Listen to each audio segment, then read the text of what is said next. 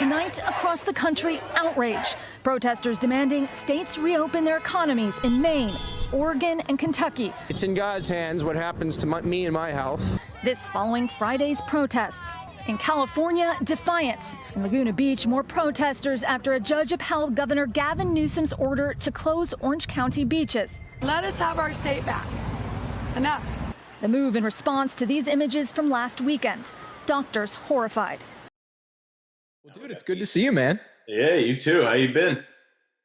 Pretty good. I mean, bad and good. I haven't seen you for years. Yeah, man.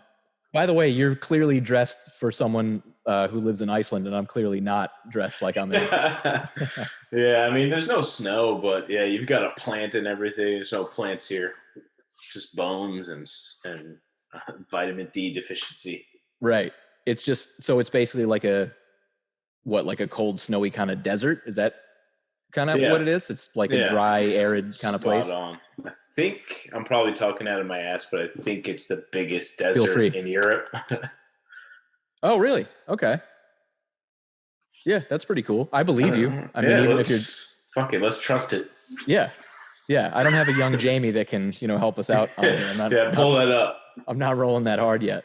But but yeah, man. So when was the last time I saw you? Like, was it one of those shows that we played? Like, yeah, my guess would be like I want to say 2012, maybe. Could be 2012 or 2013. Because I'm pretty sure it was when I was still living in New York.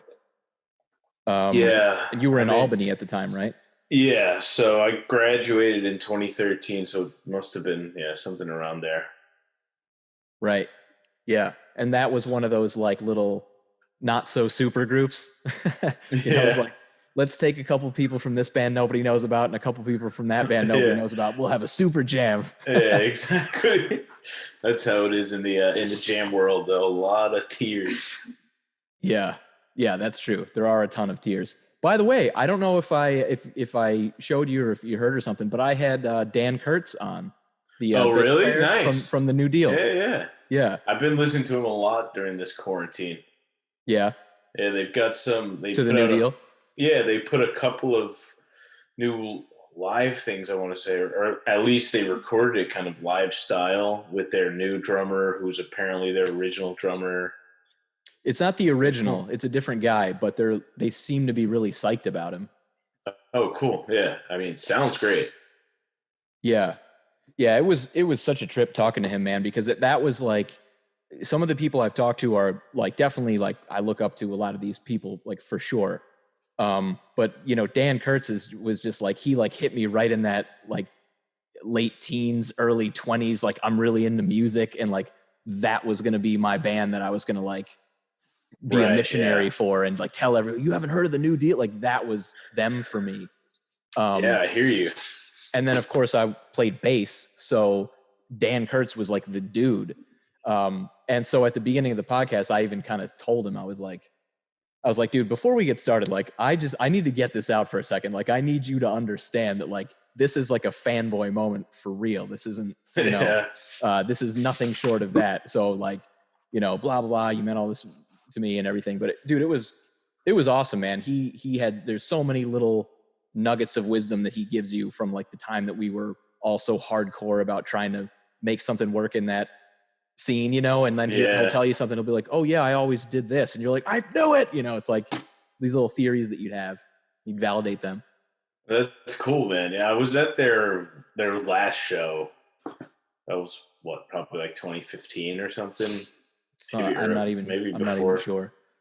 But yeah, I bought one of their CDs. Yeah, it was cool to see them come back, even though it sounded a lot different. And now it seems like they're kind of getting back to their roots. So yeah, they're definitely one of those first bands I remember hearing like years ago, being like, I didn't know there was music like this. Right.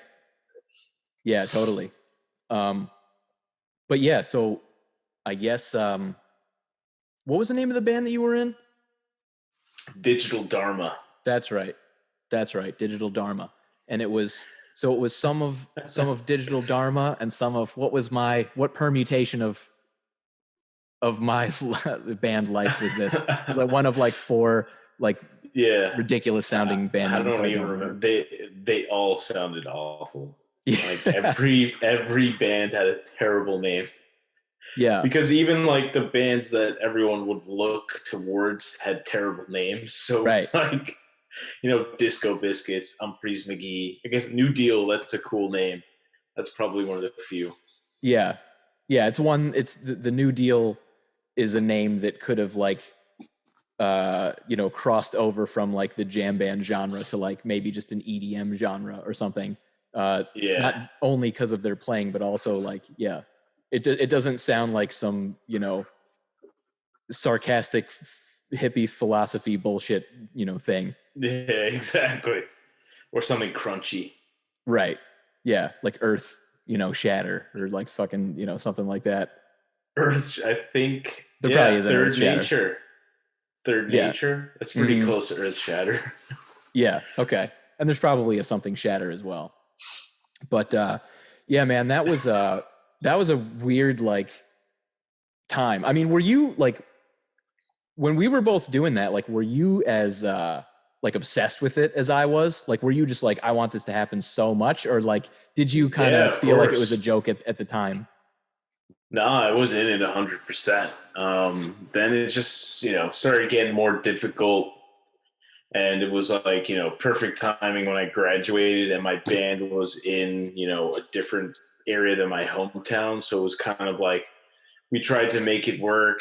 And then I was like, you know what? I always wanted to do comedy. I feel like, I started doing it and I was like, if I'm going to do something, I got to just do one thing. So then I pushed to the side, but it's great memories. During it, I was all in, Mm-hmm. You gotta be. Yeah. Yeah, for sure. So I'm trying to like recall, just following you like on the internet, I guess, since then. Like when did you go to, so for the record, for any of the 4.5 people that are listening to this, like you, like when was the Iceland thing? Like when did that happen? How did that all like work? I know that you met your now wife, who is Icelandic, right? Yeah. I met her in New York, and then I moved here, I want to say 2016, I think. Yeah, 2016, I moved here.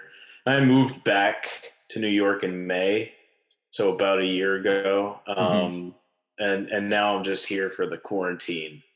But yeah, it was a crazy ride. I only planned to be here for like 6 months or so, maybe a year, and then it turned into like 2.5 years pretty quick. Yeah. Yeah, dude, I can't imagine what it's like to be quarantined in Iceland. It just almost seems like it'd be the appropriate place to, like, if you're going to be quarantined, you might as well fucking go all out and be in Iceland. Yeah. I mean, now it's like on average, one person gets infected every 2 days. So it seems like life's getting back to normal pretty much. Like people aren't really as worried. You still like clean your groceries and you still can't, like, the comedy club's still closed and stuff. But it's starting to get back to normal here. I mean, I'd love to just have a normal life in general. Like I'm in my father-in-law's house. There's like 7 of us. It's not ideal, but I mean, nobody's living a normal life right now. You know what I mean? So at least I get to go on hikes. Yeah, that's true. I mean, forgive the person that actually hasn't been to Iceland before, but I would imagine it's a lot easier to social distance in Iceland than it is in most places in the US, right? Yeah, the whole country is like 300,000 people. Yeah. So it's not that I mean, if I drove like an hour from here, I'd see nobody. Wow. That's awesome. Most of the people are in the capital. Mm-hmm. And then it's like randomly spread out, but it's, I think 70% of the country is just in one city. So, and that's on the West Coast, right? Am I remembering that correctly? Yeah, southwest. Southwest. Okay. So how long does it take you? Like, if you want to go to the places people go when they like visit Iceland, like what's the mountain? I mean, there's a ton of them, but what's like the major one? Like Kirchhoffel or something like that? I got no fucking idea, man. I fucking know more about Iceland than you. Come on, dude. I don't know the mountain. I don't know what mountain you're talking about, but like you can drive along the West Coast. So you were right about that. You drive along the West Coast. That's like the main attraction people do, because it's just like you can do it in a day even. So that's kind of the spot. And then I got married like almost northwest, which is along that route, but a bit more isolated on like a huge, I think it's called the peninsula. I don't know. I'm not good with geography. Yeah. That's why I'm a comedian. Right. By the way, dude, like, and I'm not just saying this, although at the same time, I admit that even if I didn't think this, I would still say this, but I really do mean it. Like, your shit's good, man. It really is. Jews have notoriously long balls. Got any Jews in here? Don't do that. That's how they got us the first time. Relax.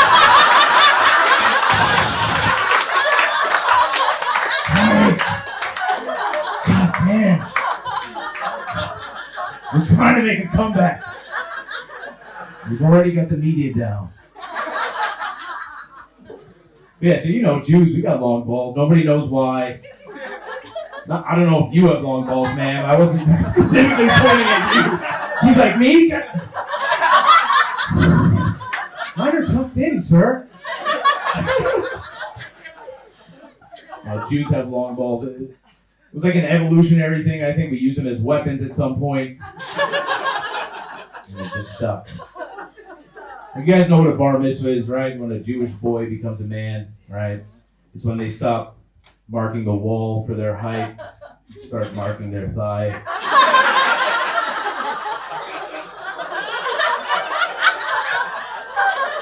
They grow long so fast.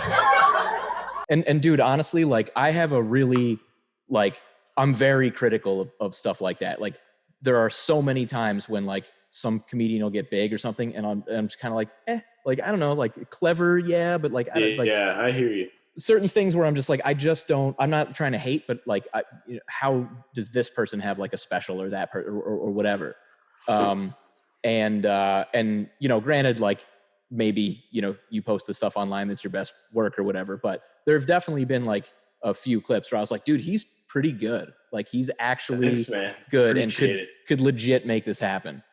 Yeah, that's what I'm trying. I mean, comedy's subjective. That's like one of the best parts about it. Just like music. I mean, somebody can have a ton of fans, and then there's people who think it's like, you know, the worst ever. So, you know, there's a lot of specials right now with Netflix. There's like one every 2 weeks. Yeah.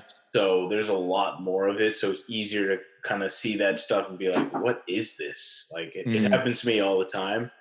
Especially like, you know, when you're at my level, everybody's, you know, not the best they can be yet. So you see a lot of kind of garbage comedy. But then again, it's, you know, some people are laughing. So that's all that matters, you know.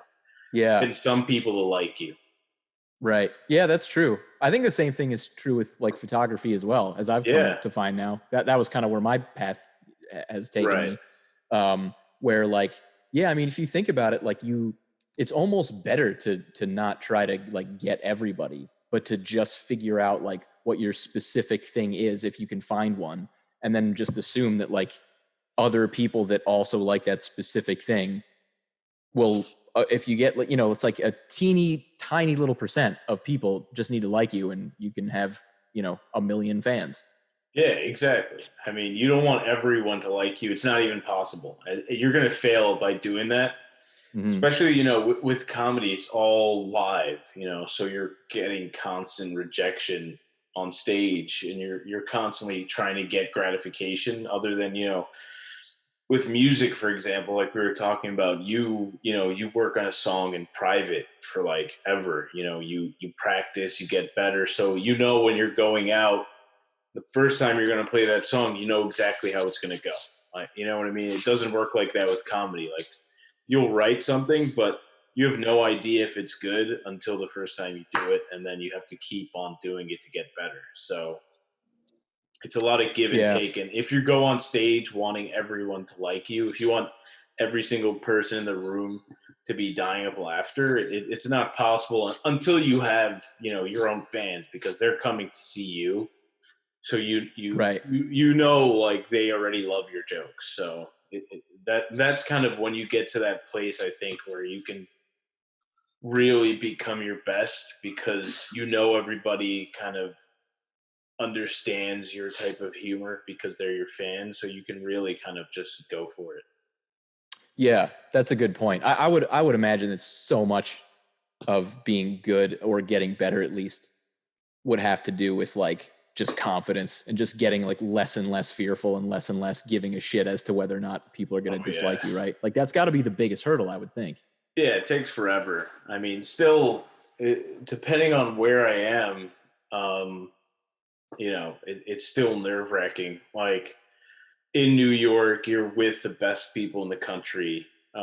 So there's lots of competition. You definitely feel inferior going on stage. Mm-hmm. Like you can go on stage and there's someone who has, notoriety on the same lineup as you. So it's kind of, it's tough. And then, when I moved to Iceland, I kind of felt like, a big fish in a small pond. So it helped me kind of gain that confidence in a way where I wasn't, doubting myself as much as I was in New York. So that's where I really was able to write a lot and learn how to write on stage, because I would be able to go up and feel comfortable. And I was,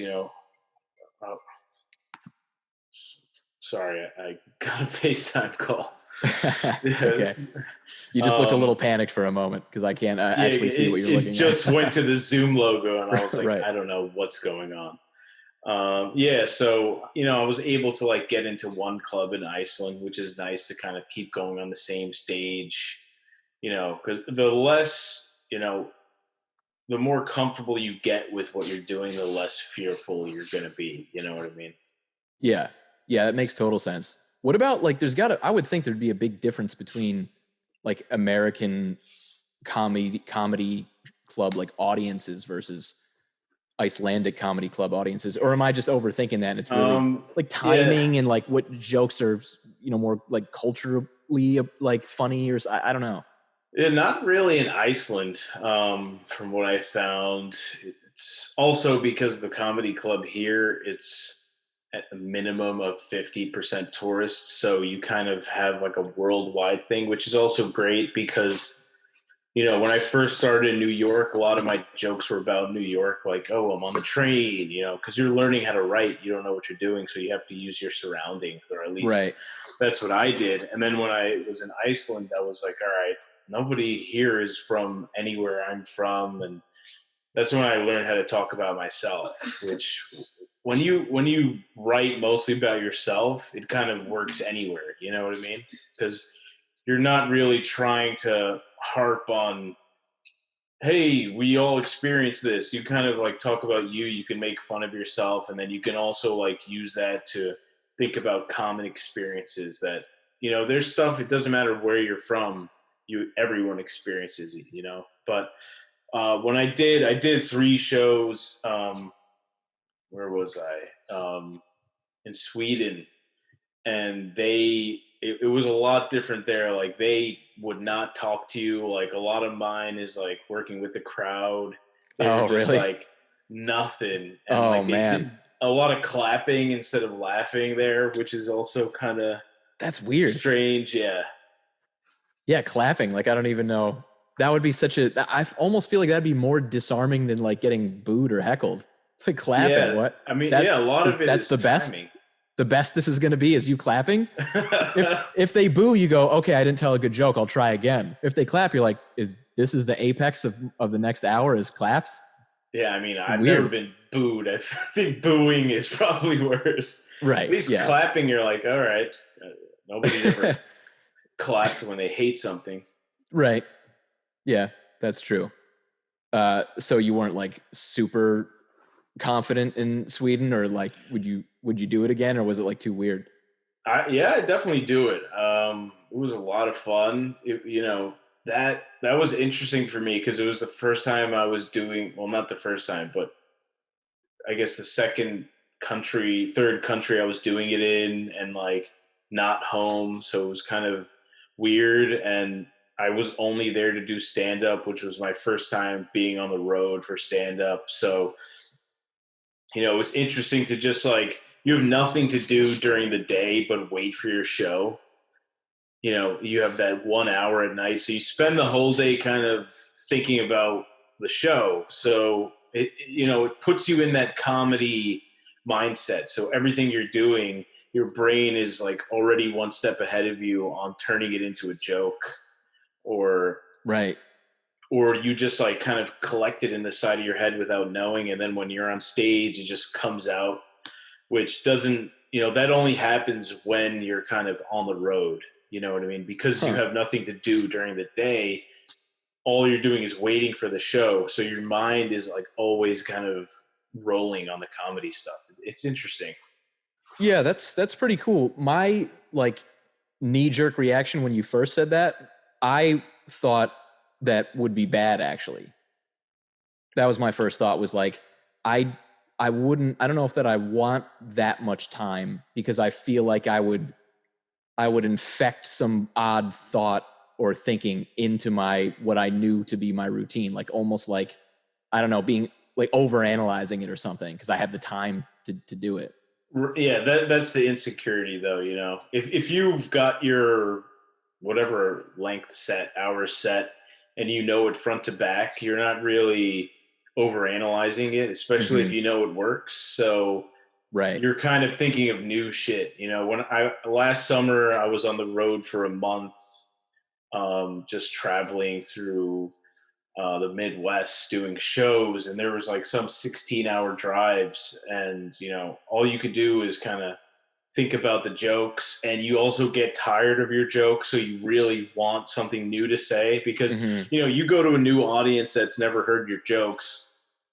To them it's brand new, but you've been saying it every single fucking night. So, you get kind of bored of them. So you're almost at that point trying to make yourself laugh, which is also fun. And I think that's how you come up with the best jokes, or at least that's what they say is, when you find something funny, that's when you're going to find your best material, instead of trying to write things that other people would think is funny. You trust your sense of humor in a way. Yeah, that totally makes sense, man. So how many dates did you do in well, I guess let's just say 2019, like where you did a lot of stuff in the US, because you were still here for a lot of that, right? Yeah. Like right when I moved, and then I went right on the road, just because I had no job, I had no apartment. So I just got kind of lucky. I was like, let me try to book some shows while I have this opportunity. And I was able to, go on the road for a month, which is great. I think I did 22 shows. That's cool. All over the Midwest, which is crazy.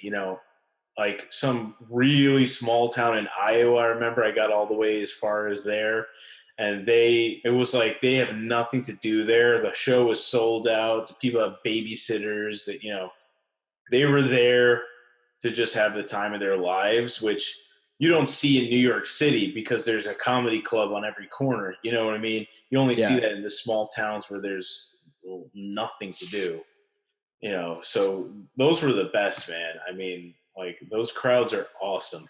That's cool. And there was no issue with, like, I don't know, like regional not working based on region. Like, it was they were just as, like, the appeal was the same regardless of where you went. Yeah, I mean, at least with my material, it's like, some Jew stuff. Everybody knows Jews, so that works. Marriage, sex, children. So I kind of, try to focus on my life in those aspects that are kind of more general. Whereas, obviously you have some jokes that, hey, if I'm here, I can kind of joke about this because everybody's in the same understanding. Right. And that's what's actually interesting when you go on the road and, like, let's say you're a headliner at a club and they have their, regular comic, local comic open for you. They're doing all like local humor, which always hits harder because then it's like, I don't know what it is. Like in Iceland, if you do jokes about, Iceland, it hits really hard. It works like that anywhere in the world. I guess it's because the whole room, like, has that common connection. So oftentimes those like local comics really kill it because they're doing that local humor. I know Joey Diaz talks about that a lot. Really? Huh. I wonder if maybe the local humor hits even harder when you're not a local, because it's almost like, I don't know, almost like giving you the benefit, like, oh, this motherfucker did his homework. Like, how about that? Yeah, that's true. I tried, like, when I was in the Midwest, like, do something about corn the area. yeah. In Iowa, I was like, yeah. I think, almost every state I was in, I said I was the blackest person they've ever seen. So yeah. And I'm not black, so it worked. No, you have the desert complexion, which is still blacker than the people that you're referring to. Yeah, exactly. Especially in this lighting. Yeah, you feel as though your complexion is being treated unfairly right now based on the video? I don't know if it's my screen, but I guess we'll let the 4 viewers decide. Yeah. Yeah, man, I keep thinking how, like, during the quarantine, like, the facial hair really proves like where you're from regionally. It's like there's something about facial hair where you're like, oh, okay, like you're actually just a Caucasian. And then there's other people who are like, oh, right. Like, I detect a little something else in there. And I don't know, it seems to be recognizable the more facial hair there is. Yeah, what's your heritage? You've got kind of like a Scandinavian beard. I've got I'm pretty sure this is just an Ashkenazi beard. So that's I'm 50% Jew, Ashkenazi. I don't even know if I'm saying that right. Is Ashkenazi? Is that how you pronounce it? You're more Jewish than me, man. Look at your last name. No, well, true. Yeah, Fiegelman is not the most Gentile last name in the world. No. Although my online presence is Fiegs, which does sound Scandinavian, I suppose. Have you ever been called Frugelman? No, but I've heard. There's been plenty. Fiegelfoot. Yeah, Fiegelfoot. I don't know, like, dude, millions. But yeah, at some point, people just like started calling me Fiegs, and I was like, all right, yeah, leave it at that. That's good enough. I can't remember where the fuck I was going with this. Something about hair and heritage. White people. Yeah. The reason I said Ashkenazi, I didn't even know that term, and then I did one of those things. Yeah, 23andMe. I think Ancestry.com. I think I did 23andMe. It was the one where you have to spit into a thing, although maybe that's both. Yeah, I think it is. But yeah, so that came back, and I remember being like really excited because I wanted there to be some like something I didn't know. You know what I mean? Like I wanted to be like 2% black, like sub-Saharan African or something. I was like, yeah, of really, course. like rooting. Who doesn't? Some weird shit, you know? Not weird shit, but that was weird if I happened to be that racist. Right. So I got nothing, no exotic thing of any kind. It was basically just like 50% Jew, 50% UK is basically what it makes was. Sense. I think there was like, 4 or 5% of like random things, but they were all very like white person places. You know what I mean? Yeah. It was like maybe Scandinavia was like 1% or 2% or something like that. Yeah, I got some Italian in mind. That's the only kind of interesting thing. You did it as well? Well, my sister, I bought her a gift. I was like, let me be real Jewish and like we're siblings, so it'll be close. Right. So I'm assuming you wanted it for yourself. Yeah, but I was like, it's her birthday. Yeah. So you're Iranian, right? Yeah, I'm Iranian. So but I guess 4% Italian. Huh. Okay. So somewhere in like a war, one of the soldiers and one of the people, something like that. Somewhere happened. During a rape and pillage, probably. Yeah.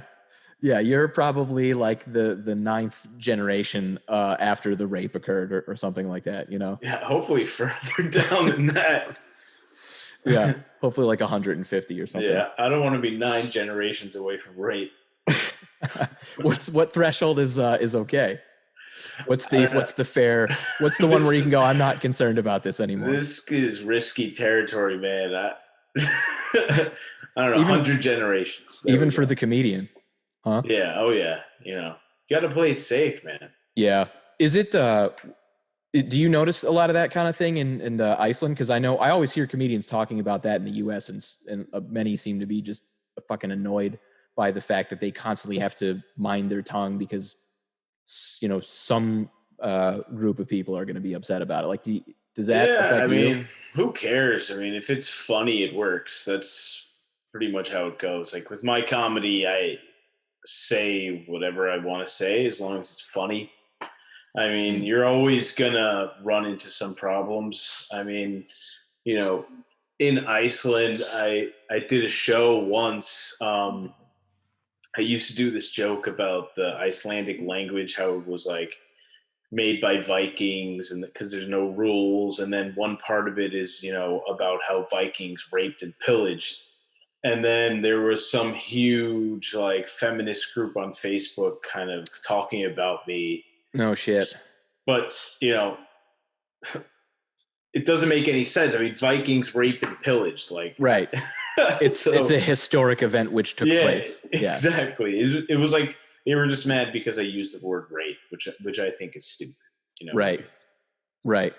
Yeah. Well, I always I don't want to say I always get into these arguments, but like I hear the arguments a lot, and like, yeah, I mean, it sucks because like both people, like pro or con or whatever, are always like so 100% certain that their view is right. Like, I guess like anything, like politics, there's so many things out there where it's just like, it's just weird when you get into one of these situations where it's like, these people are literally 100% certain that they are correct. And like, you're a piece of shit, and you're 100% certain that like, I'm not.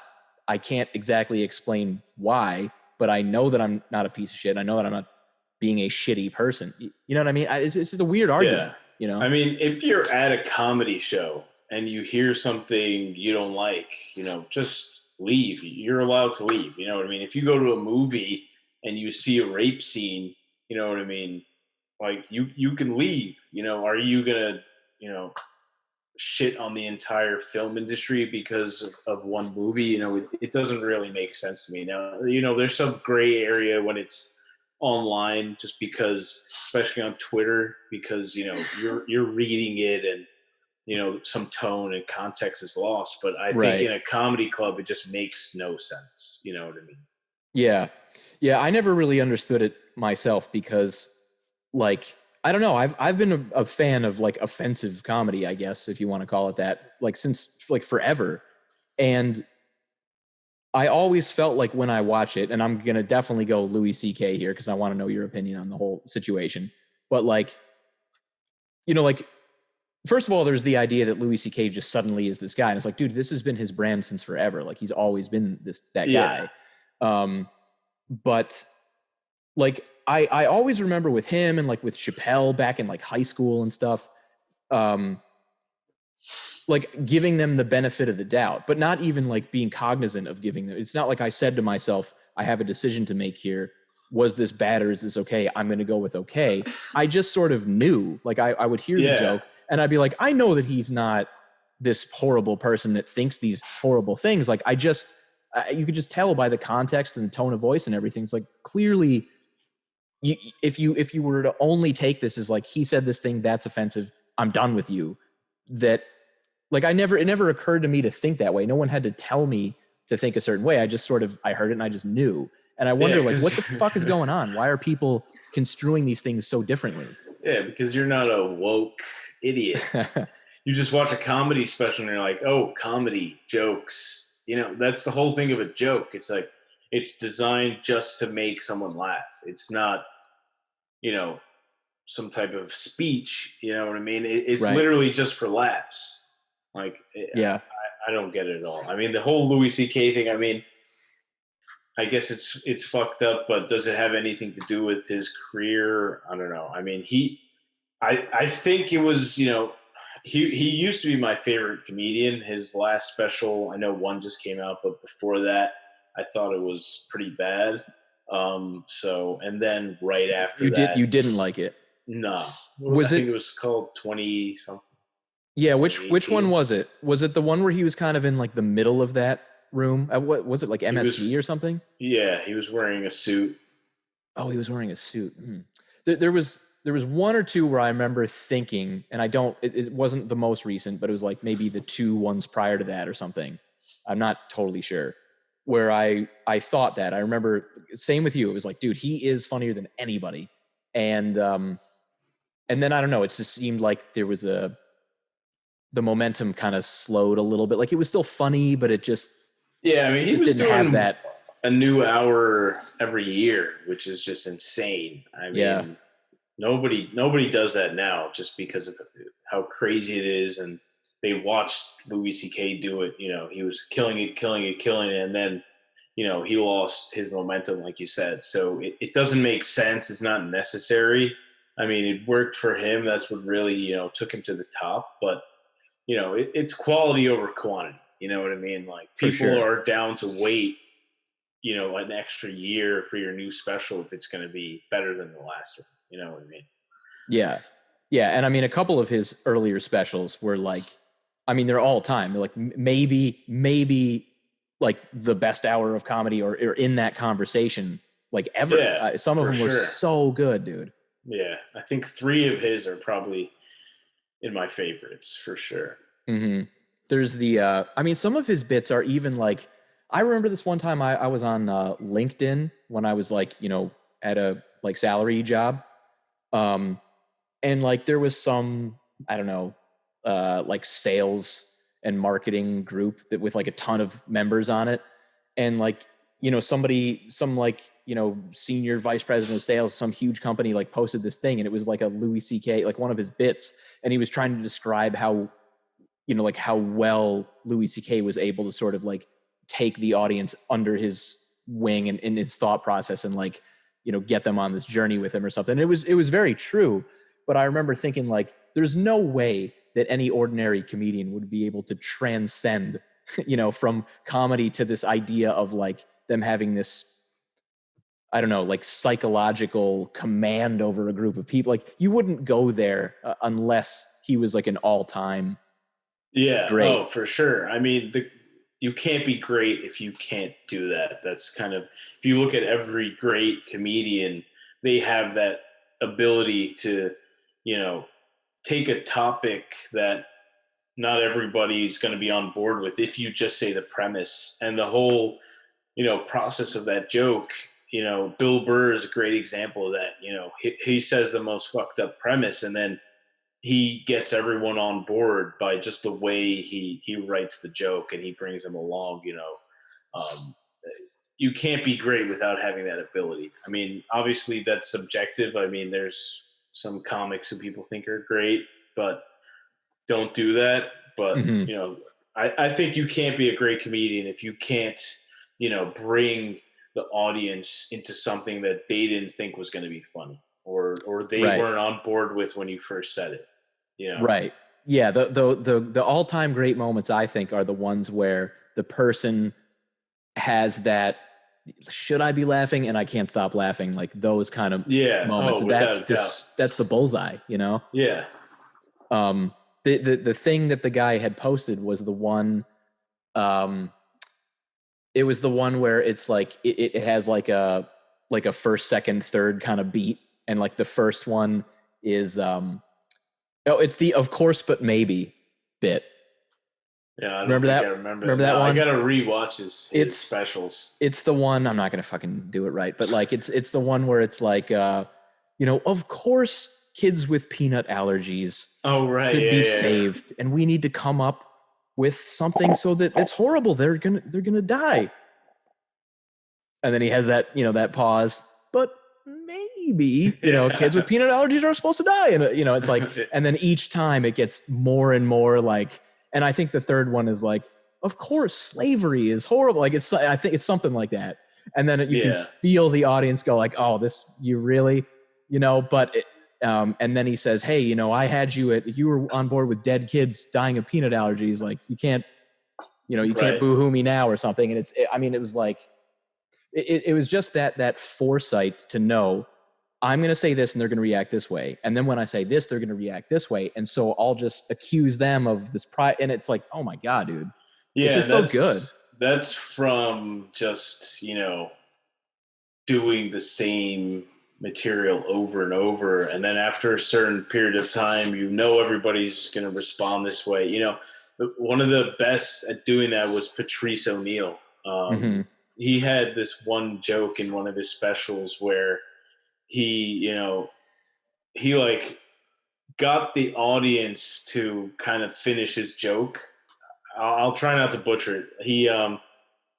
He said he was like addressing the women in the audience because he has like a lot of, misogynistic jokes. And he was like, you guys have been, against me this whole show. So I'll give you a chance to kind of redeem yourselves. If you lost your pussy in a train accident, you were in a train accident, all you lost was your pussy, how would you satisfy your man? And then he's like, yeah, you guys can speak. And then, women from the audience would start calling out. Like one woman said blowjob, another woman said anal. And then he was like, okay. And then he said, so you guys have been against me this whole show, but when I give you a chance to bring yourselves up, you just classify yourselves as a series of holes. So, and I mean that he only can do that if he knows, what's going to inevitably exactly he has happen. Command, yeah. Right. Yeah. Yeah. It's really cool, man. Do you find that you get to those spots now? Yeah, if I'm on a roll, it depends. When I moved back to New York City, I feel like I took kind of a drop down just because I started getting into that, doubt a bit more than what I had in Iceland, just because I kind of get into that mindset again of like, this is it, I'm not playing games, I'm on shows with people who are on TV.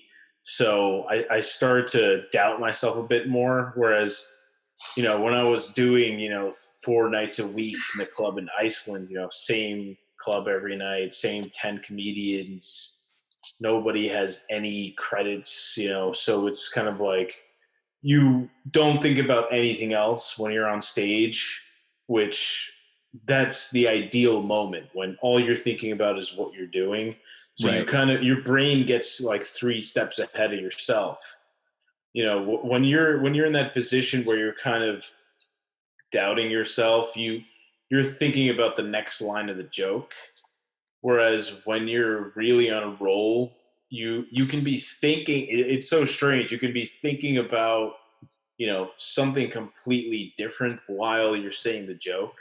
It's such a weird experience. And that's when you're able to really kind of hit it, because especially when I'm grab other shit or something. Yeah, exactly. Especially when you're working with the crowd, you're just like in the moment, which I love to do. That's one of my favorite things. I mean, one of the last shows I did in Iceland was just an hour of, improvised stand up. So I had no material and I just went, Jesus Christ. Just off the crowd. That was a crazy one.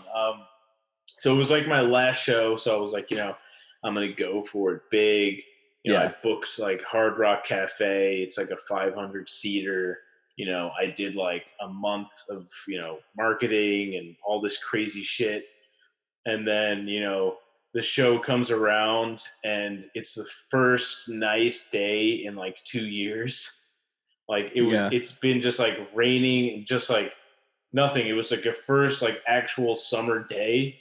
So like 12 people showed up. Oh shit. And I'm doing an hour of improvised material with the crowd. So I'm like, I'm about to be fucked. So I go for it anyway. It went great, granted that I only had to work with 12 people, but then I remember, right towards the end, one of my friends came up, put a napkin on the stool on stage, and I looked at it and I was like, you got to be fucking kidding me. It just said, can you bring Bill Burr up when you're done?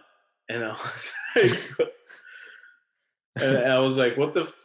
So I like ended the show. I'm like, thank you guys so much. This is my last show. Like, it's been great in Iceland. I really appreciate you guys coming. This is like really important to me. Now give it up for Bill Burr. And then he went up and just crushed it for an hour. Yeah, dude, I remember when you posted that, and I was just like, holy fucking shit, that's like, yeah, it was crazy. Did you think it was a joke when they put it up there? Well, my friend bumped into him just in the street the day before. So I knew he was in town, and I knew he knew about my show. So you pretty much knew it was just a matter of time before he showed up. I didn't think he would show up. But yeah, I didn't think it was a joke. I was more like, what the fuck, man? He's a great guy though. He like listened to my jokes and he talked to me about my jokes and stuff. That's awesome. Yeah, how did that, is this like a private, I'll never tell anyone moment, or like, was that cool? What was that like? Yeah, that was awesome. I mean, he was like, I had a joke about how I lived with my father-in-law. And then he was like, did you really live with your father-in-law? I was like, yeah. He's like, man, you really love that girl. And then we started talking about my relationship and stuff. And then I told him I was moving back to New York, and he was like, I'll see you in New York. So he was a really cool guy. Dude, that's awesome. Yeah. I love that. Yeah. He's a lot shorter than I expected. That's probably true with a lot of celebrities, I would imagine, Yeah, definitely. Anyone that's on like any kind of, I mean, if you've been in some Breaking Bad episodes, like, yeah, I'm going to assume, unless your character is deliberately short, I'm going to assume that you're taller than you are probably. Yeah. I wonder if when you see Kevin Hart, you're like, oh, he's taller than I thought. Or yeah, maybe. Is he even shorter? Yeah. Well, it has to be one of the two. That's a good point, because maybe if your mentality is, this is like the tiniest little person, your expectations are there, and exactly, then he's like 5'6", and you're like, okay, he's not that short. Yeah, that's like Tom Cruise. Everyone's like, he's only 5'6", right? Like, it's not that far off average. Yeah, right. Dude, that's so sick that you got to meet Bill Burr though, and it's actually kind of funny that he went into like psychologist mode with you, because that's what he always does in his podcast. Is whenever anybody like sends him a letter, it's always like, oh god, like he's just, oh Jesus, and he like goes over the whole what's happening to this person's. It's always like a girl cheating on him or something, and he always gives advice. Yeah, I guess that's his podcast. He's just being himself. I guess he's just at that level where he can be himself on stage and when he's doing this podcast and stuff. So yeah, that's an interesting thing too, is, getting to that point on stage where you're being yourself. That's what they call like, finding your voice, because, when you first write jokes, you have no idea what the fuck you're talking about. Then 2 years in, you like kind of understand how to write jokes, but you don't know really what to write about. Then you kind of get the first hint where you're like, okay, this works for me, writing this way and talking this way works for me, but you still, they say like it takes like 8 to 10 years till you finally get to that point where you go on stage and you're just the exact same person as when you get off stage. Obviously, exaggerate a bit, but sure, you're not acting as much as you would think a comedian is, Right. Yeah, that's interesting, man. So do you think that you are at your funniest when you're up on stage with a set that you've written? Or do you think that you're actually at your funniest when you're just like hanging out with your friends and just drinking or something? Like, do you know what I mean? Like, do you have other parts? Like, I wish I could be the guy that I am with these 3 friends that I'm always super funny. Yeah. Oh, something definitely. Like that. I mean, that's definitely, at least for me, because when I'm in those circles, just trying to make my friends laugh, I make myself laugh also. So I feel like when I'm laughing at my own jokes, that's when I'm my funniest. Yeah. Whereas like, I don't really laugh at my written material, maybe just because I've said it so many times. I'm not sure. I mean, when I first thought of it, there's always like, that's funny. I should try that on stage.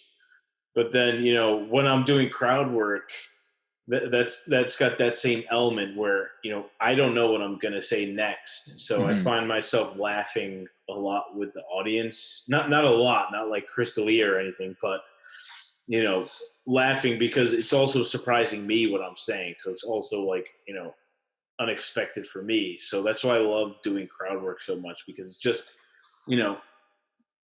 it's exciting because you have no net, so you can kind of bomb at any second, but then you're also like right on the spot. So it's exhilarating. And the audience is also with you because they're like, holy shit, Yeah. we know you're not writing this. Yeah. So it's a lot of fun, especially when you get into it with an audience that's, down, where they're going to, answer your questions and stuff and not, fuck around with you, which some people do. They try to be funny, which obviously never works. So it can be a lot of fun. I hate that from the standpoint of I'm not a comedian, but I consider myself a person who is funny, like amongst friends and whatnot. And it bothers me from that perspective. Like I could see how fucking annoying that would be. Of just like, yeah, dude, it's all about you. Like we're here to see you. But it also would irritate me as somebody else that was just at the show, really for the same reason. Exactly. Like, bro, I'm not here to see you. Right. I mean, that's the same thing with heckling. I mean, it's bothering everyone. They want to see the show. Mm-hmm. You know what I mean? I've had a few instances like that. You got to be careful. If it catches you in the wrong moment, or you're not ready for it, or you weren't in the best mood to begin with, you can, at least for me, I can easily kind of snap on a person. I've only done it once, like really, where I just started basically screaming at this guy. Show's over. Yeah. I mean, this was like at an open mic. It was like an open mic / show. So it's like anyone can get on stage, but there was a real audience. And these two people were just talking the entire time, and I just flipped out on them. What happened? Is it YouTubeable? Is it somewhere on the web? It wasn't recorded. I just freaked. Actually, I have the audio, but I freaked out on them, and then I just walked off stage. I mean, it's an open mic. Like, nobody wants to be there. They're just like working on their shit. The audience is like, they thought it was a show, but there's all these people just working on jokes and people who've never been on stage. So nobody really wants to be there. So, talking the entire time makes it even worse. Like, just sit through it with us. You know what I mean? Like, getting open mics are the worst possible thing you can do as a person. I mean, it's up there. It should be used as torture, for terrorists. Like, it's so bad, especially in New York City, man. Like, you'll go to an open mic, there's 30 comedians. You put your name into a bucket, you pay $5, you wait for your name to be called. Like, you'll be called like the 28th person, and then you can do 2 minutes. Like, it's fucking terrible. Oof. And would you say most of those people are pretty not funny? Like, you're clearly not in the right spot here, buddy. Like, is it a lot of that, or are people actually like pretty good, and there's just a lot of people that are good? Yeah, I mean, in New York, a lot of really good comics. I mean, everybody's first goal is to stop doing open mics. So at open mics, you mostly see bad people. Mm-hmm. And you're a comedian, you hear jokes all the time. So things really aren't funny for you. I mean, I've watched like comedy specials that I think are hilarious, but I didn't laugh once. Right. You know what I mean? If I laugh out loud at a comedy special, it means like I think it's really good. Just because I analyze it more than a normal person. I'm listening to the cadence, the structure, and how they're holding the microphone, all these different things. And so when you're on open mic, it's just it's torture. Nobody wants to be there. Nobody laughs. Like, you never hear a laugh at an open mic. I went to one like years ago. I think it was in Boston, but I don't remember. And it was an open mic, and it was people did laugh, but it was like those charity laughs. Yeah, you know what I mean? Exactly. It was those laughs. It was those laughs where I'm like, none of you motherfuckers think this is funny. I know you don't. I know what a laugh sounds like. That is something else. Yeah, it's just ha. Like, I've heard that so many times at open mics. That like little ripple, that like That's just like, you're like, oh, this is so bad. Yeah, dude. Yeah, man. So where do you think you're at now? I guess, like, where would you, are you, do you feel like maybe you're on the cusp of like, oh man, if I can just do X, Y, and Z, like where, I don't know, where do you feel like you're at right now? I don't know, man. I've been focusing a lot on my Instagram. That's helped a bit. It's hard to tell, it comes in waves. There's some moments like when I was on the road last summer, I was like, I'm doing it. You know what I mean? Like, Yeah. I'm on the road, I'm doing shows every night. Like, I'm getting paid every night.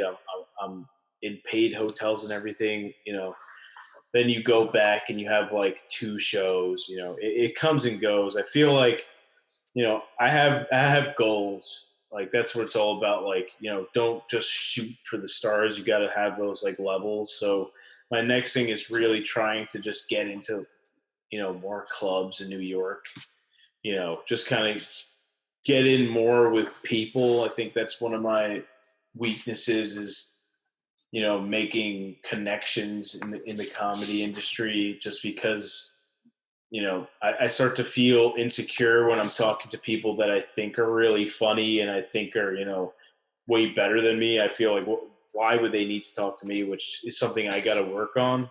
Right. Yeah. So I feel like that's holding me back a bit. Mm-hmm. So, it's really, I just want to focus on, getting funnier. That's always the base, and just getting into more clubs. And then, hopefully at some point I can get, just another opportunity that's going to take me to the next level, and then another opportunity. And then it seems like all of a sudden you're kind of where you want to be, or at least where you can be comfortable until the next level. You know what I mean? Yeah. About the thing you said about feeling like insecure about why would this person want to talk to me. I have a feeling that I think the exact same way. And I mean, just this whole podcast, it's like, again, half the people that I reach out, it's like, I'm slowly realizing that, not that I shouldn't be thankful for people coming on, but like, it shouldn't be as much of a shock as I thought it was. Right. Because evidently people, especially creative people, all suffer from imposter syndrome. Like, fucking everybody does. And everyone thinks like, really, like I'm a comedian, like really I'm a photographer, like what, like yeah. It sounds arrogant to even say. It's like, who the fuck are you? You're not a fucking photographer. It's weird, but I think that everyone thinks that way. So as much as I 100% like have been the same guy that you are, I am kind of learning that I think most people are actually like pretty cool. It's just that as Dan Kurtz told me, he said, it's not necessarily that people are just like, no, who the hell are you? Like, why would I talk to you? It's just that they're not able to like check all their Instagram DMs. Like, they're just off being amazing, like right. I'm just doing fucking amazing things and I just don't have time. Like, and yeah. So, I mean, like, take your Bill Burr story. Like, the dude, like, what? It sounded like he gave you like 10 minutes or something. Like, he had a legit conversation with you. Yeah, I know. It's something that comes from, within. I think, imposter syndrome. I think you like really hit it on the nail. That's something that can really hold you back. For me, I always, I'm like, I'm not really a comedian. You're not a comedian until all your bills are paid from doing that. But then it's like, right. When I'm on stage making tons of people laugh and they come up to me and they say, they love my set, am I still not a comedian? So it's still something I always struggle with. And, maybe seeing a therapist will help me with that, or maybe it's just being Jewish. I don't know. Like, yeah, it's probably both. to be honest, I mean, it probably is. I don't know what it is about. Can I speak for the Jews as a 50% Jew, or is that? Yeah. Is it your mom or your dad? My dad. Ooh, you wouldn't get on birthright. Oh, there was no like. We didn't do any Jewish things when I was a kid. We celebrated Christmas, blah, blah, blah, blah. But, like that Seinfeld episode, I want it for the jokes when I can have it. Yeah. You know what I mean? Yeah, I hear you. But it does seem like whether it's me or other Jews that I've known, it does seem like there is this common, like, that exists. You know what I mean? Yeah, Like, definitely. I mean, there's things that, it's a culture, but it's also like it's genetic. I mean, there's no way around it. Like, we do this, like that's like a thing that Jews do. Like you do a lot of shrugging. I mean, yeah, dramatic physical responses to things. Yeah, definitely. My friend Chris, we've had this conversation a couple times. My buddy Chris, his grandmother, who's since passed, she is like a Polish grandmother in every sense of the word. Just like, I mean, you know, like Eastern European grandmother. Like, no food is ever enough, and Right. like this sort of, I need to shelter you, but kind of forcefully. You know what I mean? Yeah. And he always says, the reason that she and other like Polish people, like, it was about Polish people and how Polish people just tend to have this, like, I don't know, this sort of way of thinking and rationalizing things. And he was like, dude, it's all because of World War II.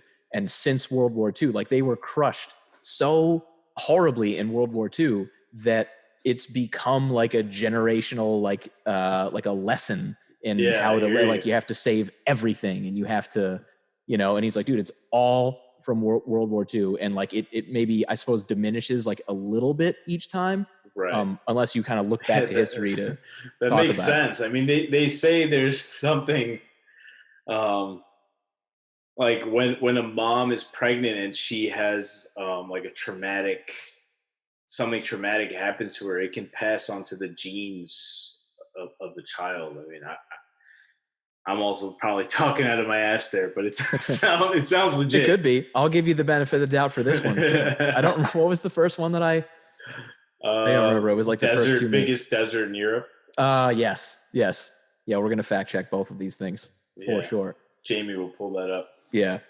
Well, yeah, man. I mean, that's really cool, dude. I'm happy that you're going for it and making it happen as well. And I totally feel you in terms of just like having those like highs and lows. Cause I felt it in music. I feel it in photography. Right. I feel it just doing this podcast. Like, it's just sometimes, like, dude, sometimes I'll do a podcast and I'll talk to someone and it'll just be like just a good volley, like just good conversation, and I'll learn a ton of shit and I'll feel relevant and fulfilled or whatever. And I'll get done with it, and I'm like ready to dig an in-ground pool. I'm like fucking psyched. You know what I mean? I like have so much energy. I don't remember what was one of the ones I did. I was like, it was like saving on the computer, and I just like walked outside. I just started walking, and I was like, I'm so like on fire right now. This is so great. Yeah, I feel you. But then, like there's times where like a few days will go by after doing one, and I'll go to YouTube and it has like 28 views. You know what I mean? And then I'm just like, really? Like, the fuck what am I doing this for? Yeah.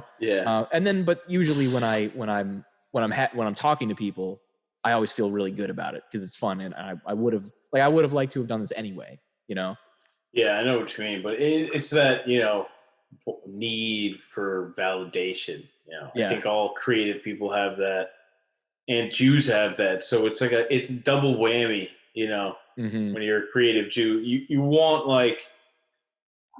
you like making your art or whatever, but then you also want people to be like, I like you making your art.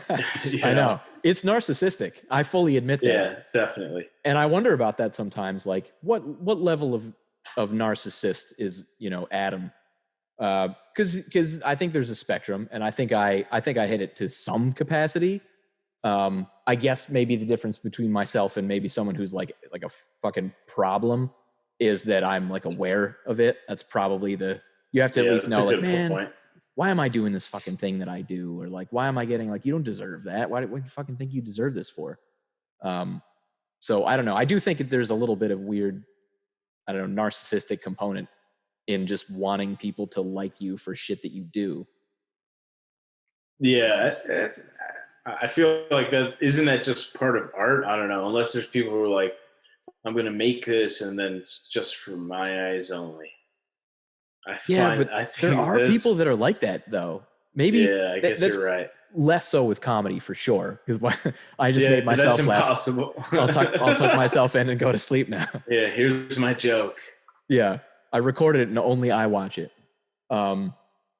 Yeah, I think it probably like so. So I talked to this guy, Michael Shaneblum, who's like a big time like landscape photographer. He has like 1 million followers on Instagram, and again, one of those ones where I'm like, this guy's really going to talk to me. Oh, okay, sweet. And it was really interesting how like shy of a person he. I mean, right off the bat, he was telling me about like. I mean, like the one thing I didn't do that I kind of wish I had is because I was like, I don't know, is this going to make it weird? Is I was gonna be like, oh, so are you like nervous right now? I was like, I don't know, is that too? Maybe that's too like fourth wall or something. Yeah, that might not be a good interview move. Yeah, maybe not.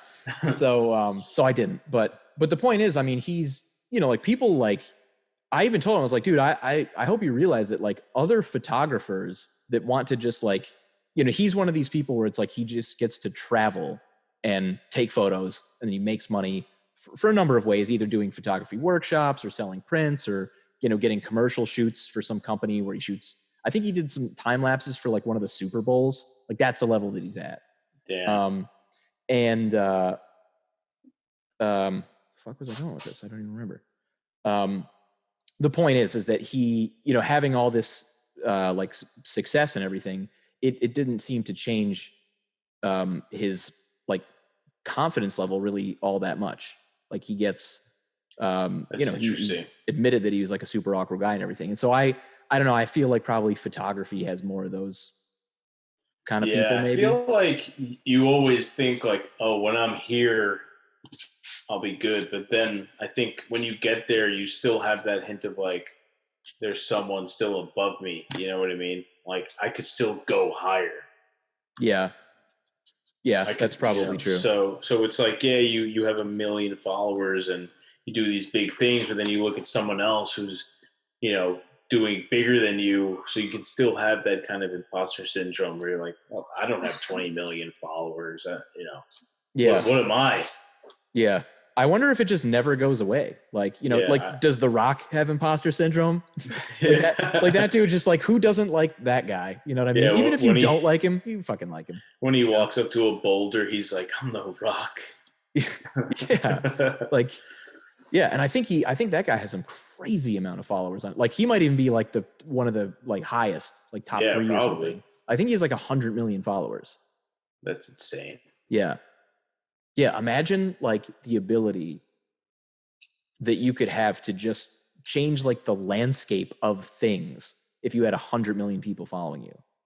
Yeah, I mean, it's mind blowing. It's hard to think about. I mean, thankfully, The Rock he seems like a good guy, and like people like Kevin Hart, they kind of use their power or their ability to influence a lot of people in good ways.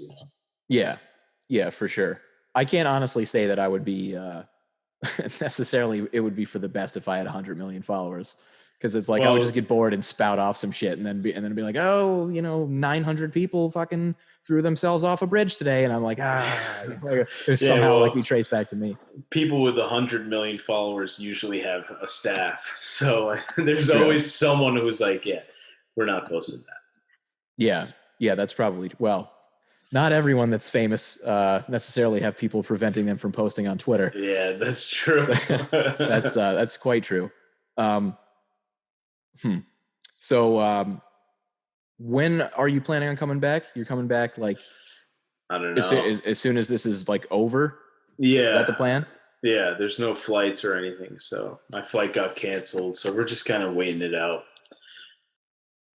Dude, I'm not really feeling great recently about some of this stuff. I go back and forth. I don't know if this happens to you, but like I'll like I had like a while there, like a few days, maybe a week recently, where I was like, you know what, this is going to be over like pretty soon, and maybe we did overreact, and I don't know, like it seems like the mortality rate is way lower. Like I was kind of being that guy a little bit. And I think it was we went up to Maine for a week. My wife's mom has like a place. It's like needs to be fixed up and everything. She like just bought this like old house.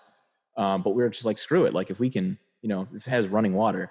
So we went up to Maine for a week and it was fucking great. I don't know if you've ever been up there before. Yeah, I have. It's beautiful. Dude, it's the best, man. And there's like nobody there. And I mean, well, I'm talking to the dude in Iceland right now. So you're literally just Maine, but like twice as good. Right.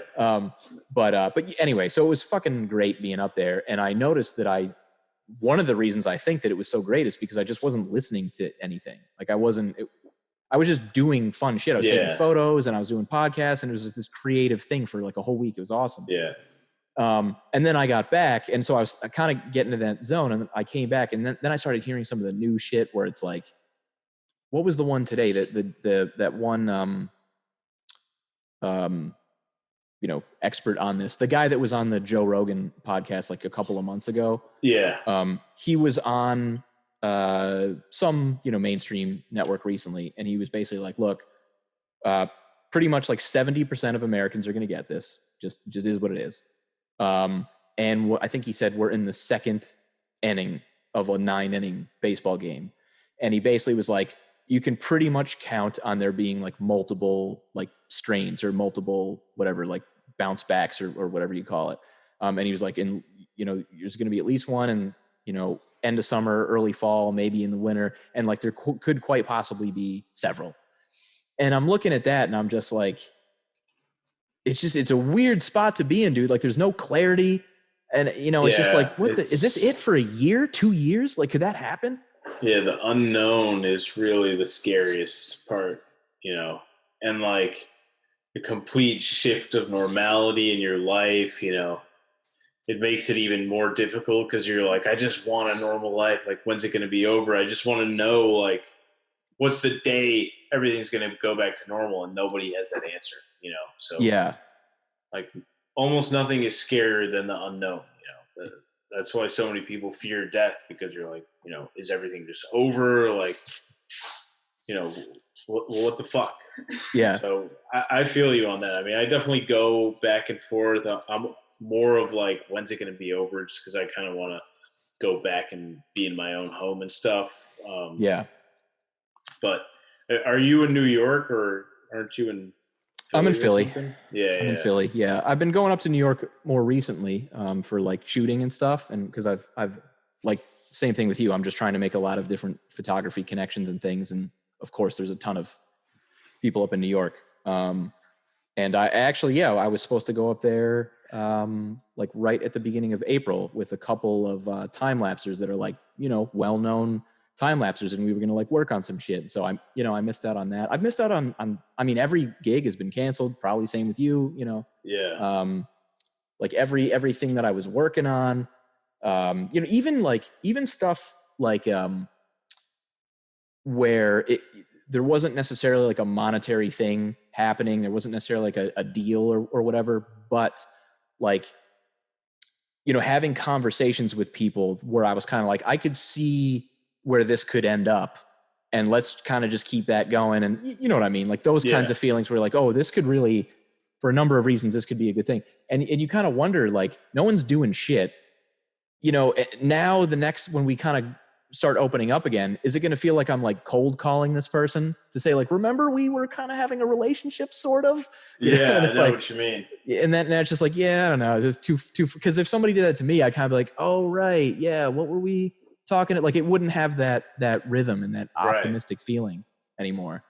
I mean, that's how I feel about my fucking jokes, man. Like I don't know when I'm going to go on stage next. I feel like when I go on stage, I'm just going to be so rusty. I'm not going to remember anything because I can't like practice them in the shower. I mean, I guess I can just remember the words, but yeah, man. Yeah. That's scary. Apparently they're opening up Iceland next week, or at least starting to. So maybe I'll get back to normal life more than I thought, just not at home. Right. Well, what does that mean? Like, what is Iceland actually going to do when you say open up? No idea. I don't really ask questions. Just people tell me, and I'm like, all right. So like I know like here they're doing like this. I mean, it depends on the state. There's no like federal. No, nothing. Not fucking shockingly, there's no federal leadership on the matter. But yeah, everything's kind of up to the states, which, you know, to be fair, but it probably should be.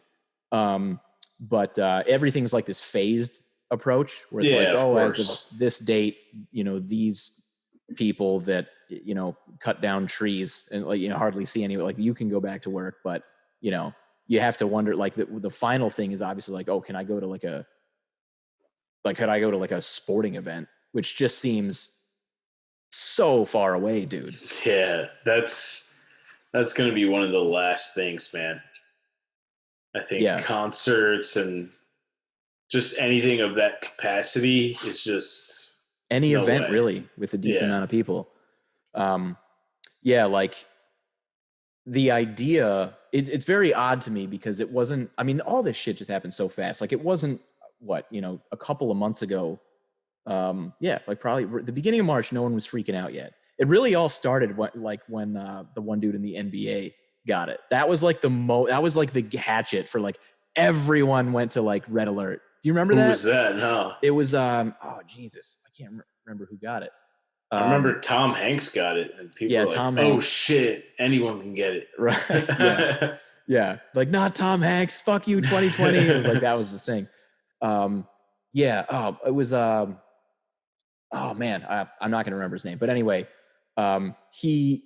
it was kind of starting to be like a thing, like, oh man, like this is a real thing. And people were, you know, you could tell like there was a little bit of anxiety in the air, but nothing was really being shut down yet. And then the player like went up to the microphone and like jokingly like went up to every microphone and like put his hands on them and stuff just to be like, who gives a shit about this? And then and everyone was criticizing him like, hey, you know, that's pretty insensitive. Like this really could be a thing. And then like the next day it was like, oh fuck, I have coronavirus. And then the NBA was like, done. And it was like every professional sports down the line. And then it was like schools and then fucking travel and like movie theaters and blah, blah, blah. And it was like, I remember that was like the moment where the world was just like, well, they're doing it, so I guess we have to. And it just domino. Yeah, man. I went on a flight to San Francisco like mid-April and it was just me and two other people wearing masks. So nobody was like freaking out that much. And then, it was quick after that it was just like everything was shut down. The flight that I came here on, we had gloves, masks, like everyone had to sit 3 rows apart. You couldn't buy food on the flight. They enforced that, like when you got on, they're like, like you like, could you not pick your seat in advance, or how did that work? Yeah. We picked our seat in advance, but then they just moved everyone around. No kidding. It was like 15 people on the flight, so it was easy. Yeah. Sometimes I wonder about that. Like, is now actually a better time to fly? Like, I know there's the anxiety, of course, but I kind of want, like, first of all, flights are so outrageously cheap. Yeah. Like, I remember it used to be like in vogue before people like really gave up. Like now people have given up, but I remember when it was still like, I don't know, like maybe should I travel? Like it was still a point of discussion where, like, you know, like someone would like send me a text with a link and it was like fly to whatever, you know, like another country. And it was like, you know, $68. And I was just like, oh my God, like, are you shitting me? And then you'd go there and there's nothing to do. Yeah, right. They're shut down anyway. But yeah, I mean, it is still tempting. It is tempting to kind of to do it, just especially because like there's a reason why El Al is like the safest airline, because they just assume that everyone's going to bring a bomb on the fucking plane. You know what I mean? Yeah. So like you have to figure that, you know, maybe flying right now is actually really safe because there's hardly anybody on the plane, and because they're just like wiping down or at least I hope, wiping down every nook and cranny on the flight. Like you have to make absolute certain. Yeah, I know what you mean. Yeah, one time I was flying to New York and there was like on the news how there was a terrorist threat, and my wife was freaking out, and I was like, this is the safest time to be in New York right now. Because if they're going to do a terrorist attack, they're not going to tell anyone beforehand. They want the most casualties. And on top of that, it's going to be at red alert in the airports and stuff. So this is like the safest time if you're worried about a terrorist attack. So yeah, you're probably right. Although, I just want to stay away from people. So yeah, I know. I'm not going to do it. Those air filters are apparently like HEPA regulated, so they filter, the virus. So what I did was like we had them like blasting at our face the entire time. Yeah, like freezing cold. Yeah. Oh shit. How does your wife, taking the whole thing? How's that going? Is she freaking out still, or just it is what it is? Or I mean, it's not so bad here anymore, so nobody's really freaking out that much. Still getting cabin fever though. Like, we've been inside for so long. It's brutal, man. And we're all we're sharing this one room, so that gets even more difficult. Yeah. You start to lose track of real life. Like, what day is it? I forgot about this because I forgot it was Saturday. You know what I mean? Because Saturday from Friday is no different. No, dude. Tuesday to Saturday is no different. I mean, honestly, maybe it's not that way for you, but yeah, for me, it's just sort of, I don't know. To tell you the truth though, and I was going to ask you about this as well. You know how every internet meme is just I'm so glad I don't have kids. You know what I mean? Yeah. In this whole thing. First of all, yeah, I get it. But I actually kind of feel like it's been great. Honestly, it's been great having a kid because I don't know. It's it's fun, kind of yeah. Okay. Yeah. Sometimes it's I wish I had some more quiet or something for sure. But yeah, it's odd. And I'm not usually the sentimental, guy. Usually I like to shit all over stuff like that because I think it's funnier. But I don't know, hanging out with the family, with my wife and my daughter has been great. And I assume has been really helpful for me. I would much rather have that than be by myself. Oh yeah, definitely, man. I mean, sometimes I think about if I had my own place and I was alone, I'd be fucking in hell right now, man. My sister is in that position. She's watching our cat. So thankfully she at least has that. But I mean, if she didn't have our cat, she'd just be completely alone. So it's rough, man. She's in New York? Yeah. Yeah. And she's a public defender, so she still has to work, but she works from home and she does arraignments through Skype, and someone else is holding a laptop on the other side of the bars. It's fucking crazy, man. Dude, that's so weird. I never even thought about that. So she's dealing with potentially, what I mean, someone's life could change. Definitely. Yeah. And so she's basically just like me, she's a face on a screen, and it's your life is in that person's hands. Yeah, basically. Holy shit. That's so wild. That's crazy. But I do think that, one cool thing about all this is that we do kind of realize how much do we actually how much can we get away with, I don't know, not throwing as much money around and not having to go to all these places. And I think that's a good thing. I think there's going to be a lot of positive takeaways from all this. I mean, dude, we're not spending any money, and for valid reason. I'm not working at all. Thankfully she's still working. But yeah, I mean, it's she's doing everything via, Skype sessions, or I can't remember the app that she's using. And she's a therapist, so she does all of her therapy sessions like this. But yeah, dude, we're spending no money. And yeah, I don't know. It just makes you so much more appreciative of everything. And it also makes you realize dude, we don't need meetings about meetings. You know what I mean? We don't need other bullshit. Yeah, man. I feel a lot of companies are going to change. I mean, I don't know. I don't think I'm going to have to go when we're back to normal. I don't think I'm going to have to go to work 5 days a week. You know what I mean? Right. Because I'm doing months of never being in the office. So why do I have to commute every single day? You know what I mean? I feel like that's going to change a lot. Yeah. Also in my own personal life, like I haven't eaten out in forever. And, you know, living in New York, you eat out like Yeah. a lot, you know what I mean? So now I'm like, you know, I can cook a lot more, save a lot more money there. You know what I mean? Yeah. Yeah, for sure. It's just so much easier to save money because it's like, I mean, especially when it's like, am I going to have anxiety doing this thing in which I have to spend money? It's like, if I'm spending money, I'm trying to not like, I'm doing it to rid myself of anxiety. It's Right. because I want some dumb, trivial shit that I don't need. And that's so great. You know, and you don't go, well, I could die, you know, it's an easy decision. Yeah. You know? But yeah, dude, I mean, I hope that it ends soon, but I also hope that we can like derive value from the whole thing. I hope that we can like, I mean, you see all the stuff in like, what was it, Italy?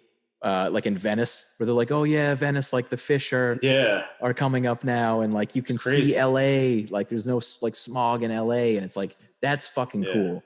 Like all that shit's so cool. Yeah, I think, you know, New York's going to change a lot, like in a good way.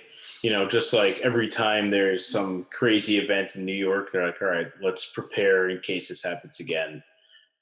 So, you know, that makes me think like if it does ever happen again, like New York will be probably one of the safer spots just because it'll be so prepared for something like that to happen. Like in New York, if it floods again, if there's a huge storm, like nothing's going to happen just because like they're super advanced with being prepared for floods and shit like that. You know what I mean?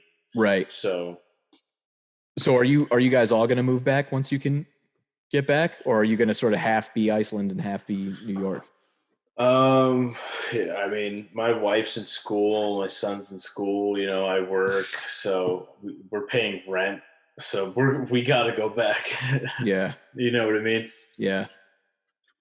So I guess, did she like, how did you end up in Iceland anyway? Like how did that work out? Like you guys met in New York, right? Yeah. She was working in New York, just for like a few months. We met and then she went back like a few weeks after we met. Yeah. Then we like dated for a year and I was like, you know what? I can't do this long distance. Like I'm at the point in my life where, you know, I can just get up and move and, you know, let's just fucking do it. And she always wanted to go to NYU. So it was like a temporary thing. So why not? You know what I mean? Yeah. Ended up being longer for like, you know, this reason, that reason. But yeah, now we're trying to make it work in New York. You know, it's not easy. Moving to another country is super difficult, you know? Yeah. Like culture shock is a thing. Mm-hmm. I mean, when I moved to Iceland, I had it big time. I mean, really? Yeah, because I moved to like a small town with like no people, you know, there's 8 months of darkness. Like, yeah. How is that? Like, is that really rough? Yeah, it's brutal. I mean, you wake up, it's dark, especially if you go to work, you wake up, it's dark, you go to work. Like what time? Well, like so you wake up at, you know, let's say you wake up at 6 or whatever, it's dark. You wake up at 8, it's dark. It's dark from noon till 2, man. So it's like, it doesn't matter. It's always dark. You know what I mean? You've never, and it's not like the sun comes up. It's just like it's like a glow. You know? Right. It's like gold hour whenever it's up. Yeah. That's it. Yeah. It's so you have to really you have to go to the gym. You need to take vitamin D. Like you really have to do it or you will, you know, get fucked up. Like that's before crazy. I moved, people were like, just know it's not you, it's the darkness. And I was like, what the fuck was that? Yeah. It sounds like some quote from Lord of the Rings or something. Yeah. And then, you know, 6 months later, you're like, the darkness. Yeah. Precious. My darkness. Wow. So do Icelandic people also feel that way? Like are even people where they're like, yeah, dude, it sucks? Or are they sort of like... Yeah, most of them, yeah. Sometimes you'll meet insane person who's like, I love it. Right. They've got a couple bodies part, in their basement anyway. Yeah, exactly. For the most part, I mean, it's got like a really high depression rate. I mean, right. They put vitamin D in the milk, like all of it. It's bad. I mean, you have to be inhuman to be able to just be fine with it. Right. Wait, so does that mean that all milk is is like whole milk? Or yeah, it's like you can't get like 1% milk? Well, you can't. It's just added to everything. They add the vitamin D. Yeah, I see. Because for some reason we always call whole milk. It's just also called vitamin D milk. It's like Who? Well, in like the U.S. just me. Yeah, I've never heard of that. No, like in the U.S. Like, don't you notice how like if you'll see like skim 1%, 2%, and then often it won't say whole milk. It'll just say vitamin D milk. Really? I guess I don't really drink milk, so I don't know. Oh yeah, I drink a ton of milk. So that's why I know that odd fact. Yeah. So that's why I was confused. So it's like you can have like 1% and also vitamin D. Yeah. No. Okay. You need it, man. Yeah. Oh, I'm sure, dude. And by the way, I actually really want to. I know I've been telling you this for years, but I really would like to go. I'll probably go to Iceland like the fucking week that you move back to New York or something. Yeah, it's happened. It's happened to me. Yeah, you should. I have like good itineraries I can hook you up with, and there's a lot of good spots. It's like the best place to take pictures, man. Yeah. Especially time lapses. I mean, if you're here in the summer, it's no darkness, which is crazy. Yeah, I don't know if I can deal. That almost might be worse in a weird way. No, that's great, man, because you just have like blackout shades, so you go to sleep, you have no idea. And then you wake up and you're like, oh, let's get the day going because the sun's already up. You know what I mean? But do you still like, even with the blackout shades, like you still probably see like little gold spots on the wall and stuff, right? Yeah, like, there's cracks. So it is a little weird. It's so strange, dude. You feel like you're going down to take a nap, but it's, right. midnight. Right. Does anyone go like to the extreme? Like, does anyone fucking, take duct tape or something? Like, I feel like I would be one of those crazy people that I would just go, I'd be like, there cannot be any, I can't even whiff daylight. Yeah. If you're one of those people who like really needs darkness when you sleep, it's not easy. Yeah. Yeah. It sounds pretty tough. Well,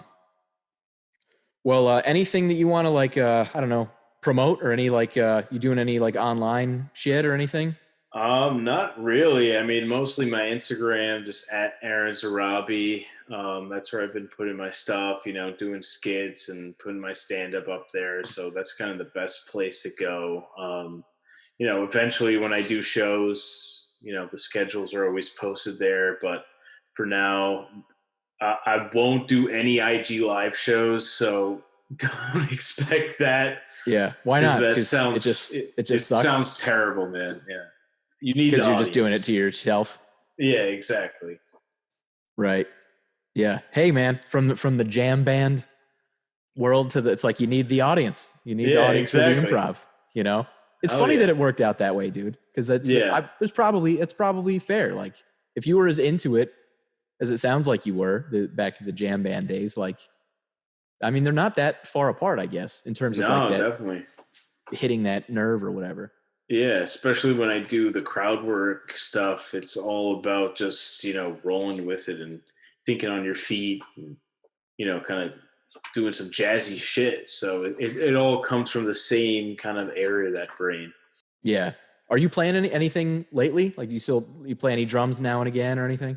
No, not drums, just, fiddle around on a keyboard just to, when I get that craving. But drums are one of those hard ones where you can't like pull it out of a closet. So right. Yeah. So that's tough. I sold my kit like a year ago, but play the keyboard and stuff. What about you?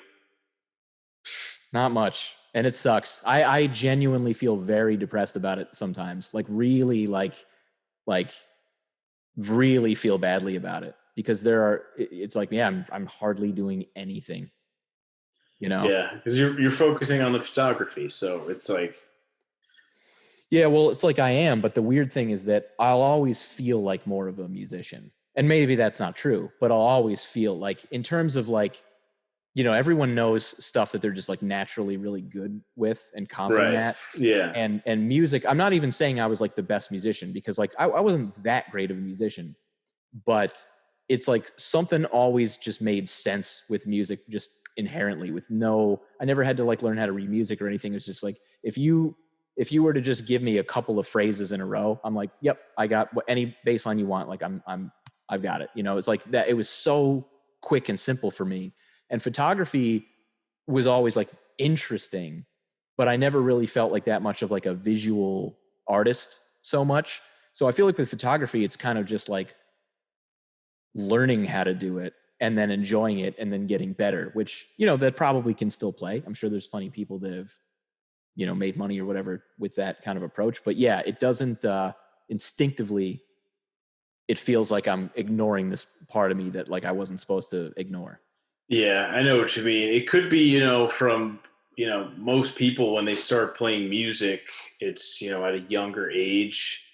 So it was like, you know, part of growing up, which becomes then when you look back, like it's part of your personality. At least that's how it was for me. Like, you know, I started playing music when I was like 12 or 13. So it became just like, you know, one of the things I do. So, you know, that's why I feel like it's always good to just have like a keyboard or something you can just whip out and jam on for like 20 minutes. And then you feel like you got your kick, you know what I mean?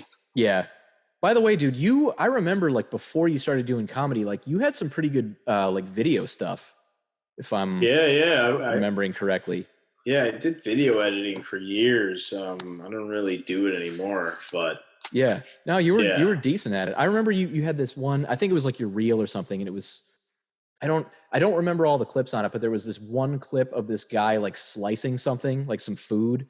Yeah. And you did some like speed ramping, but it was kind of like before speed ramping was such a cliche. And I remember, but like that was smooth. Like that was a smooth. Thanks, man. Yeah, I was edit. Yeah, I was a video editor for a cooking app for a while. So that was fun. Yeah, I kind of always wanted to do that full time while I was figuring out comedy, but you know, at this point, I'm like, whatever pays the bills, right? And I'll do that until I don't have to anymore. You know what I mean? Right.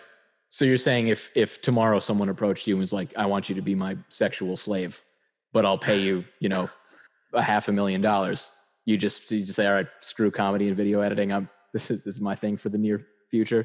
I mean, I can't do comedy right now anyway, so probably. All right. At least till Rona's gone. Hit me up.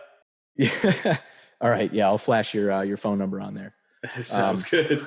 Well, dude, seriously, man, thanks for indulging my podcast fantasy that I have here. I appreciate it, man. Thanks for having me, man. This was great.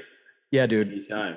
Let's catch up again sometime, dude. Let's not go like whatever 7 years or something without catching up. Yeah, definitely, man. Sounds all like right, bro. Plan. All right. Take it easy, man. All right. You too.